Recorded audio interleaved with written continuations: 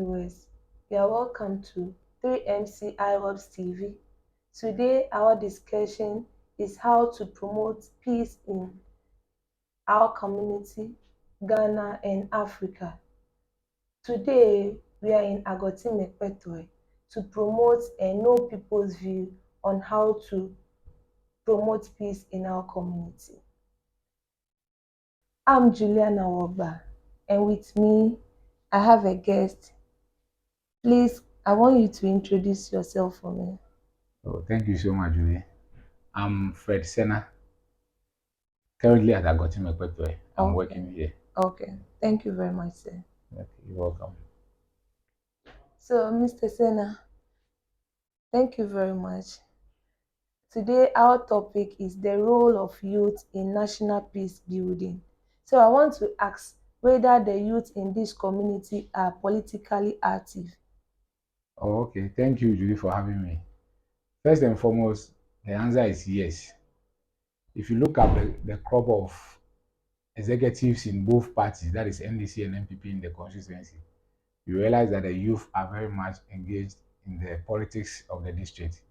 Okay, National politics, I mean, there are many youth in the constituency or in the executive positions of the various parties than there are the aged.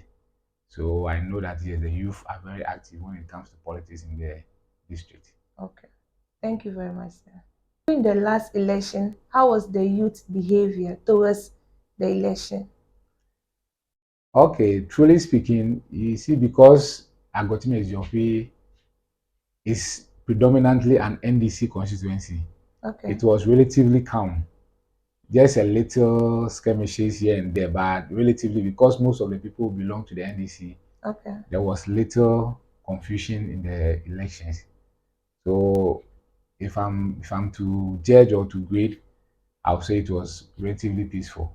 Okay. Yes, it was peaceful. So at the end, there was no harm. Everything Mm, went on well, not right? really. None that I know of. I think everything went on peacefully, except for one or two violence. And, because we are closer to the border, the other parties were also making sure people were not crossing into the district to vote. Okay. So that brought a little tension, but I think that was not so much. Yes. So Okay. during the election, it was okay. It was during the registration that it was more intensified. Like there was more tension during the Okay. registration rather than the voting. Okay. Thank So you. that's what I would say. Fred, so I want to ask that what do you suggest to be done to protect the peaceful coexistence in this region or this community? Okay, in my view, I think political tolerance must be encouraged. Okay. Yes, Like, the CDD Ghana, for instance, they have a mandate to educate the. please, I want to ask you the suggestion to be done to protect peaceful coexistence in this community. Okay, thank you, Julie. What I would say is that political tolerance should be encouraged in the district. First, Like, first and foremost, the NCC, okay, they have a mandate to educate every citizen on their rights. okay, So I feel if they intensify the education on political tolerance so that we can tolerate each other's view okay, politically, I think that one will go a long run to help each and everyone understand that peace is very necessary. okay, Two, I think the electoral commission should not be biased to any party during okay, election. Yes, their staff must be very well trained okay. that they will not want to side with another party during elections. So meaning they need to be neutral or Yes, very neutral as much as okay, possible okay, to curb the issue of violence in the district. okay. So to me, those are the very two important things which is needed to be done Okay. to bring about peace during election. Thank you very much. So Fred, I want to ask you your expectation during the next year election. Next year's election will be a very tough one. Why do you say that? Looking at the current trend of issues where we have one party bringing in a new candidate who wants to break the eight. Okay. and we also have a former president coming back to contest. It will be a bit tough. But in all, I'm expecting that there will be a much different approach to the elections in 2024 than 2020, in the sense that technology is now advancing. Okay. So, if possible, I think the EC would want to implore or to undertake a more technologically driven approach to the election than it did in 2020. Okay. That is one expectation I'm looking at. Also, I'm looking at the fact that there will be more education on peace or people's electoral rights than they did in 2020. Okay. Since even though the district was relatively calm, other places had violent issues. And so I'm sure EC would not want to give a chance, but they would rather want to educate people more, or the NCC will educate people more before the 2024 elections Okay. to curb all the violence which happened during the 2020 election. Okay. So that will be my expectation, a relatively peaceful one, and then a more technologically driven election. That will be it. Now ask you the lesson that you've learned during the 2020 polls. Okay, there were so many things which I learned in particular. Okay. So the ones worth saying is that we should always encourage our youth or the children who are above 18 18. Yeah. to register when the systems are opened for registration. Okay. You realize that some parents do not want their children to register, but when it's election time, They want them to they vote. want them to vote, Okay. which is not possible. So the best thing is that we should encourage our youth to To take advantage register. of the registration processes when the time is due. Okay. Also, peace is very delicate.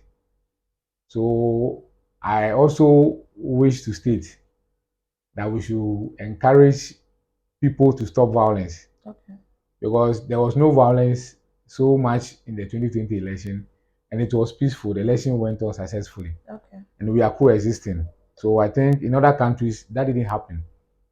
Okay. So yes, we should also encourage people to be peaceful. And I also learned that those who are not residing within the district, Okay.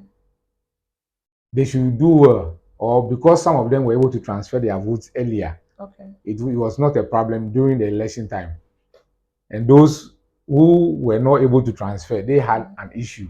Okay. They thought their votes were transferred, so they came here to vote, but it wasn't so. Okay. So those are the lessons which we have to learn and correct them for 2024 elections. Okay.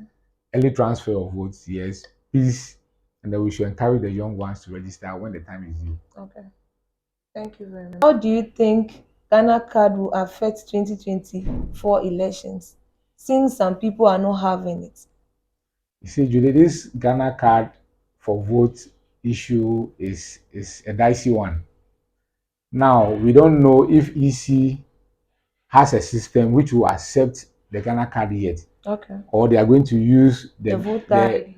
the Ghana card system Okay. to install on EC's platform. Okay. Are they going to merge them, or they are going to discard one and use the other? So it is a dicey one.